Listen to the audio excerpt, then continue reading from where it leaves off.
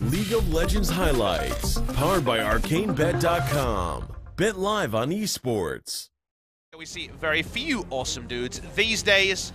Ezreal going to be locked in. Ezreal now falling down the tier list a little bit because Viper insists on picking Teemo. Pretty damn. Oh yeah, OP no, in the early he's game. busted. Yeah.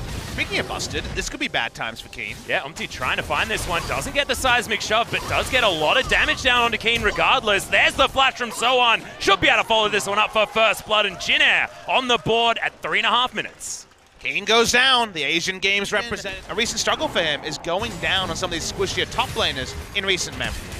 Well, you can see AFreeca Freecs fighting here on the bottom side of the map as Nova going very aggressive. The Ignite actually goes down as Tucson gets the bop. We're looking for the last auto. Kramer doesn't quite. Oh! There's the never move to finish it off as Kramer burning to death, but it's not enough. Teddy looks a bit tilted here, but just needs one last auto. Oh God, we're just going to go and have a look at the dead cow. Play like that.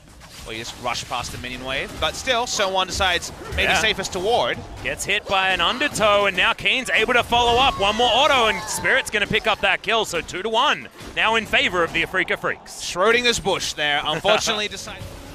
Spirit, speaking of chase potential. Yeah, hasn't actually been seen yet as Teddy completely out of mana. Umti's going to be able to stop the back, but God, look at the burst damage from the Olaf. The Ragnarok buffing that one up. Tucson's got himself a stopwatch, and he's going to be okay. The cow unable to get the work done as Demonic Ascension's in for Kramer. The burst damage is huge. They wanted to get the kill over to Kuro, but they couldn't get there. It's just the undertow to finish it off, and Spirit continues the onslaught. Kuro. And he does take a bit of finesse now as well. Making sure that you get the Deathbringer stance in there each reset as well is important.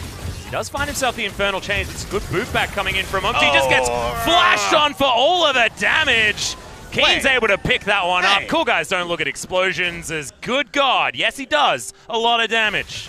Kuro just... Well, there's a Mega Knight waiting in the brush. He's not going to be like that too much longer. Jumps forward. There's the ultimate to come down. Slicing Maelstrom from Kane to try and get enough to keep himself alive here. Blade of the Ruin King is good as he has to flash to get out of the way to Umti, but they do manage to lock down that kill in the 2v1. AFreeca Freecs immediately capitalizing by grabbing the first Drake of the game on the bottom side. Not quite able to get the 1-for-1, but Kane tries because of the ability to go the Dark Seal, the Corrupting Potion, the Biscuiteer as Teddy.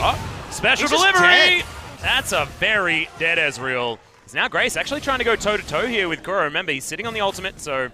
By either side. Yeah, they tried to take it, but then they watched it. Oh God, there's another flash as Kuro did want the kill, but his Ignite's not going to be doing enough here. Ragnarok comes down from Spirit to make sure that he's not going to get booped back by Umti, but he's still going to have to run away. Nova able to actually get him out of there, but it's not enough. Tucson picks up the kill onto the jungler, and now the cow has nowhere to go. This paddock is looking way too big as the Infernal Chains come in. The Umbral dash to chase, and Kuro's going to be able to finally grab his kill. 8-2 now for the AFreeca Freecs. They've been ahead of the play a couple. So looking at Jinair, they have hit some relative item spikes. Double Ocean here for the AFreeca Freecs. First Drake taken quite late around these 3 teleports on the side of Jinair. He can't go Wit's End into Gnar. That's been the struggle there as Nova. Yep, Fertile Chains is going to pull him back. Unbreakable Will needs to be invested here as the Aatrox going ballistic, but taking a lot of damage from Umti, who's able to throw in a lot of threaded volleys. Finally, the flash is going to lock down the kill onto the cows. Umti has to get out with the Blast Cone. Kramer does have the sorcery tree. There's Grace. There's a Blast Cone of Death as immediately the flash comes in, and Kane's going to be able to help lock this one down. Kramer comes down. I don't know whether the ult was entirely necessary, but that's a very dead rise. He just wanted to throw his hands up in the air and celebrate Atlas. Not dying recently, Atlas. They're not. It has certainly been a lot of tilting time.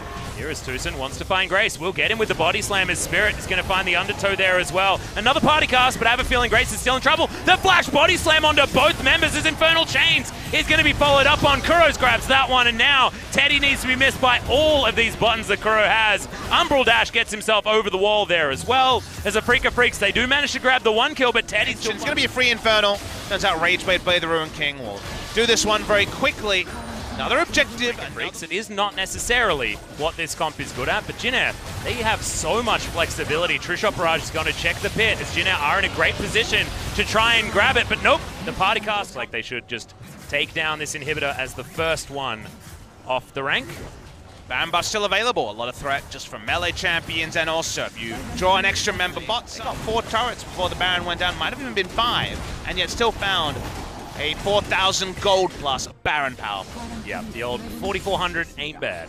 Freaky just stole away a Baron was the fact that the flexibility of Gnar Rise is so incredibly good. As once again, I can't talk about it, as Anara into the wall. He's going to come down on top of Kramer, gets booped back as well. True Shot Barrage comes in, but he's just so tanky. Realm Warp comes over the top. Demon Flare is a fair bit of damage, and he did press all of his buttons as now Keen throws in the ult. He thinks that he's AP cannon, and it seems to be working out as well. It's a double kill already. Make that a triple. Nova's going to go down. Quadra kill is denied by Spirit, and Umti's running away from the cannon who just wants to take down the base. Oh man, what a scumbag. Spirit denying the Quadra and Umti running away to deny the Penta. But I feel like it's still going to be the game-winning play. Scumbag Spirit's the kind of alliteration I can get behind. Umti says, this is what happens when I leave Aatrox open. King gonna end the game around that Nexus. Afreeca Freecs, it took about 36.5, but they finally done. 2 days in a row where Cannon has looked incredibly strong in late-game team fights, but Keen does it with an on-hit Cannon instead. Smeb looking on saying, that's not how you're supposed to do that. That's not how that play is supposed to work. It's supposed to be the ultimate doing the damage, but nope, it was his autos, and they are also going to take down the Nexus. So Afreeca Freecs setting themselves up for their playoffs berth by taking game 1. They bring back Kramer, they bring back the awesome dudes, and yet everything falls into place. For the possible laning matchup here is Jace, but Jace, of course, does warp the draft. It's going to be Rise top, actually, from Keen, an old favorite from him. Spirit's going to poke his head in and say, ooh, 1 versus 4. I think I can get the steal. But Jinner, like you say, so much action threatened. But maybe we'll have to have a back-ended action. Oh yeah, Grace, not a whole lot of options here. He doesn't have the flash because that went down earlier, and Kramer even going to be able to soak through the Unleashed power. Didn't use it in the last fight, despite the cacophony of action, and it's just going to land on the Kramer. He did have the cleanse available, but Teddy grabs it. Spirit wants to find one back, but they don't have enough damage now that the Varus is dead. About taking this one if they can. It's Nova also over the wall with the Devour, stopping Umti going down. Umti wants to do this. He cannot walk past. Double cleanse on Tucson, and of course we saw the zoning cleanse. Kramer, no cleanse on Teddy for now. Well, Umti wants to find a body slam here as he does get the flash, but I don't know whether that's exactly what he wants, as he's just going to die. The miscommunications on both sides this game has been here. We know that the Rise is most of the goldie, and they're trying to gank him. Who is the 3? Yeah, well, he's going to get stunned, so Realm Warp isn't going to work. He hasn't actually pressed too many buttons. He's going to get taken down by Teddy as he turns up. I have a feeling if he had have just stood and fought, it would have been a better story. However, soloing down the mountain, Drake's got a hell of a lot of health, but no one on Afreeca has any information about this one, and Afreeca dropping the ball a little bit when it comes to the vision side, so the Rise relatively zoned. Kramer going to start off this Dragon, and Afreeca going to try and augment their first Infernal with another. Umti going to have a lot of burst damage potential, doesn't steal it. Kuro, in fact, he's able to be enough to deter them. Arrow going to land point blank onto Spirit. Oh my taking God. A lot of damage. Oh, the cask to save his life, though, as the turret is finally going to be taken down. Kuro looking for more, but Teddy going to be gobbled up by Nova. Tucson still wants this fight, though. Throws the ultimate down earlier on. Grace going to get exploded now that the Devour is not there. Nova can only save so many people. That's the pick. But the smite, it could be so crucial. Yeah, Spirit's only now going to make his way in. They're deciding not to go for the 50-50 as Nova. Okay. Oh, there's the Emperor's Divide, just explodes Teddy. I thought the Slicing Maelstrom being in the team was going to be bad, but no, it's not. The amount of damage that Afreeca have is gigantic. Realm Warp on top of Nova as well. They want more. Kramer flashes in, trying to find the Quadra. He'll get it. And the Afreeca Freecs will take down the outer turret and the Baron and possibly win the game. Afreeca Freecs, with those Death Dimers, they might have done it. Yep. And it looked like disaster, honestly, but this was an on-hit cannon. It's not going to be the AP cannon for the explosive damage. Okay, see you later, Grace. Out of the Death Chamber, back in. He missed it. He wanted to go down once more, and the sad plane is going to be airing again tonight, guys. A 0-2 for Jinner, but Afreeca Freecs are in the playoffs. So many results to discuss with Afreeca Freecs winning with a 2-0 victory, 2-0 or 2-1 as of Hanwha Life's loss yesterday. Afreeca Freecs will make the playoffs. You see their coaches come in, Comet and also Zephyr to high five.